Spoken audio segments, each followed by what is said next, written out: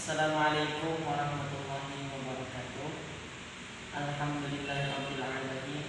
Wassalatu wassalamu ala asyrofil anbiya'i wal mursalin sayyidina wa habibina wa syafi'ina wa maulana Muhammadin wa ala alihi wa sahbihi ajma'in. Amma ba'du. Salawat serta salam tak lupa selalu tercurah dan terlimpah atas kehadiran junjungan kita Nabi besar Muhammad sallallahu alaihi wasallam. Dan tak lupa pula kita berterima kasih kepada dosen pengampu Bapak Nur Effendi SHI MH telah memberi kesempatan kami kelompok 3 untuk mempresentasikan hasil diskusi kami yang berjudul Filsafat Plato. Sebelum kita memasuki ke materi pembahasan, ada baiknya kami memperkenalkan diri terlebih dahulu. Saya Muhammad Abdul sebagai moderator, yang kedua Muhammad Bahtiar sebagai pemateri, yang ketiga Jauhar Latifah sebagai pemateri, yang keempat Novi Khairunisa sebagai pemateri. Dan langsung saja kita masuk ke materi yang akan dibacakan oleh pemateri pertama. Ini 2 kali cek. Yang pertama, filsafat Plato. Plato adalah pengikut Sokrates yang taat di antara para pengikutnya, yang mempunyai pengaruh besar. Selain dikenal sebagai ahli pikir, juga dikenal sebagai sastrawan yang terkenal. Ia lahir di Athena dengan nama asli Aristoteles. Ia belajar filsafat dari Sokrates, Pythagoras, Heraklitos, dan Ilya. Akan tetapi ajarannya yang paling besar pengaruhnya adalah dari nama Aristoteles. Ibunya bernama Laerkeon. Sebagai titik tolak pemikiran filsafat, ia mencoba menyelesaikan permasalahan lama, mana yang benar, yang berubah-ubah, teori Heraklitos, atau yang tetap, teori Parmenides. Mana yang benar antara pengetahuan yang lewat indera dan dengan lewat pengetahuan akal. Pengetahuan lewat indera.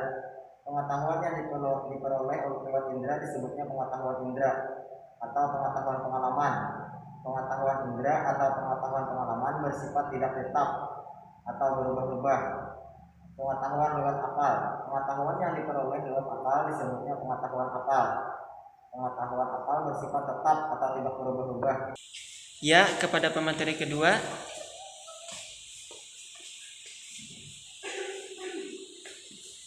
Dipersilahkan.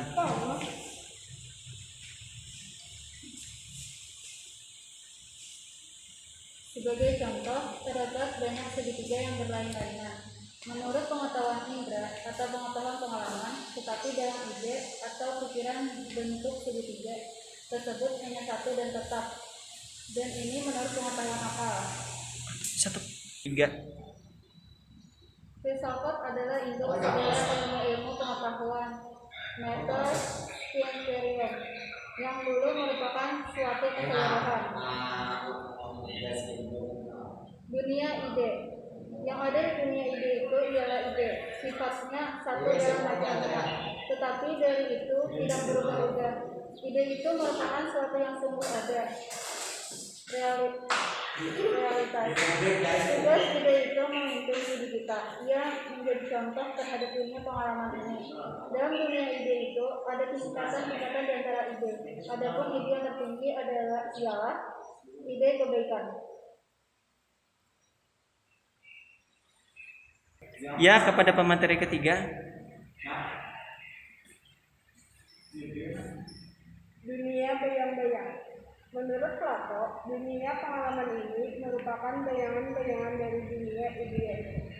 Misalnya, tiap-tiap segitiga yang bermacam-macam di dunia ini merupakan bayangan-bayangan dari segitiga yang merupakan ideal di dunia saat itu. Jadi, permacam-macaman di dunia ini diakui oleh Plato. Tidak sepenuhnya. Permacaman tidaklah merupakan realitas yang sebenarnya, yang merupakan realitas sebenarnya. Ialah idea, merupakan Plato, yang primer ialah idea. Bagaimana mencapai idea? Menurut Plato, jiwa manusia itu dahulu ada di dunia ideal. Jiwa yang kenal akan ideal dan sekarang bertemu dengan bayangan-bayangan. Teringatlah akan ideal yang dulu sudah dikenal dalam alam ideal. Jadi menurut Plato, mencapai pengertian ideal di dunia, pengalaman ini tidak lain daripada ingat. Etika. Konsep tentang etika sama seperti Socrates, yaitu bahwa tujuan hidup manusia adalah hidup yang baik. Eudaimonia atau well-being, maka untuk hidup yang baik dituntut adanya negara yang baik. Sebaliknya, polis yang jelek atau yang buruk tidak mungkin menjadikan para warganya hidup dengan baik. Sebelum kami mengakhiri presentasi kami hari ini, kami membuka sesi tanya jawab yang akan dibagi 2 sesi.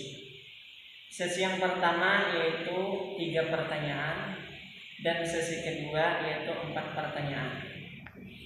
Jadi kepada kawan-kawan, apakah ada yang ingin bertanya?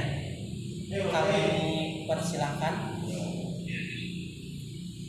Ya, sebelum kami menutup presentasi kami hari ini, kami dari kelompok 3 minta maaf yang sebesar-besarnya apabila ada terjadi kesalahan dalam penyampaian kami ini. Sudi kiranya untuk memakluminya. Saya selaku moderator Muhammad Abduh, terima kasih atas perhatiannya. Kami ucapkan wabillahi taufiq wal hidayah warahmatullahi wabarakatuh. Assalamualaikum warahmatullahi wabarakatuh.